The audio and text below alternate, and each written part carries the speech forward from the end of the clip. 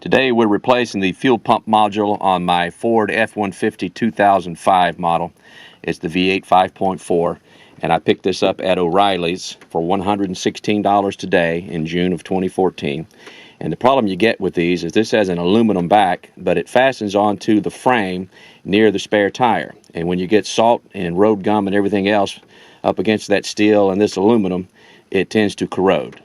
And eventually you get, it'll break this seal that's around here, or you'll get a spot corroded through on the back of it, and your fuel pump won't operate properly. If you've ever been going down the road and you get a hiccup in your fuel, it's happened to me a couple of times, the truck actually turns off. The electrical is still up and running, but the truck itself will turn off. If that happens to you, you want to put your truck in neutral and restart it on the roll. Don't turn the key off, because if you do that, then the steering wheel is going to lock up on you, and that'll be a bad day for you. So leave the key engaged and put the truck in neutral and just coast along if you're going faster than 10 miles an hour. So I was going about 45 the first time mine happened on me, and it cranked right back up. I've also had a couple of times when it wouldn't crank in the driveway. It would just sound like it's not getting any gas and not turn over, and nothing's happening. And so I believe this is the culprit right here.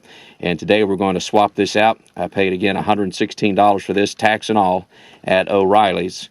And this should replace the one that I've got in the truck, and we'll talk about where it's located and take that one out. To get to the part that we're going to replace, we need to lower the spare tire. And to do that, you take this plug out of this little mouse hole. Just pop the cover down, put your key in, pull it right out. Now you're going to take the handle to your jack and thread it through this hole and turn it counterclockwise, and that's going to lower your spare tire so it's down out of your way.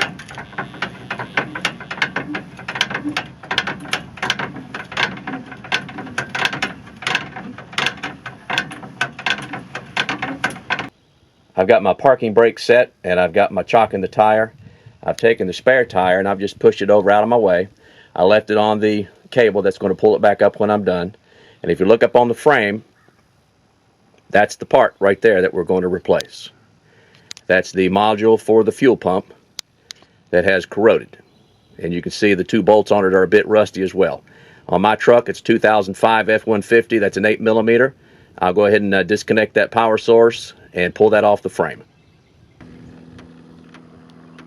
I've got both modules here now. This is the one that we just took off, and it's corroded it pretty good on the back.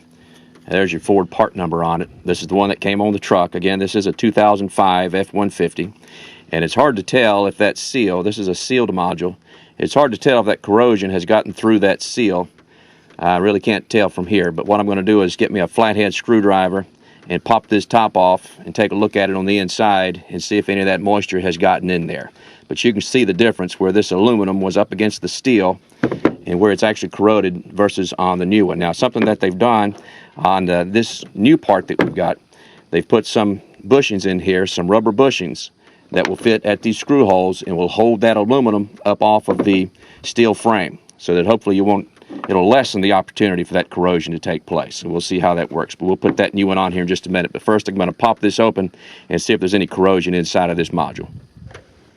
So I've got this one here busted open now. I was unable to get the casing off of the back, but I did hit it a couple times with a hammer, busted it open, and there's no signs of any corrosion on the inside. That board looks okay, that circuitry looks okay as well, but the symptoms that I was having, occasional not cranking while it's in the driveway or turning off while it's going down the road, that type of thing is symptomatic of a problem with this little module. So I replaced it, and again, for $116, that's pretty good insurance.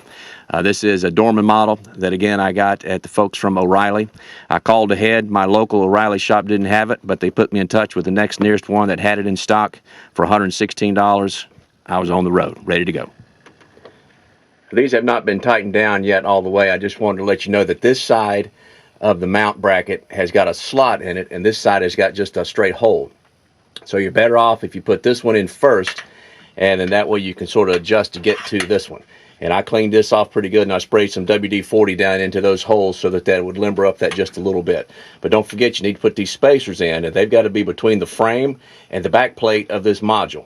And when you tighten them down, you want to alternate back and forth, and tighten them to where that rubber spacer bulges out fat. You want a little fatty when it's over with. But of course, I've got to finish ratcheting those down. Here we've got the new module in place. I've got it plugged in, and we're ready to go.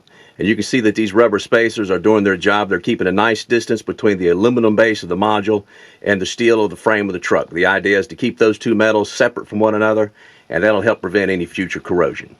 One thing you want to make sure you do before you put the tire back in place and before you put your tools away is you want to check the truck to make sure that it'll crank.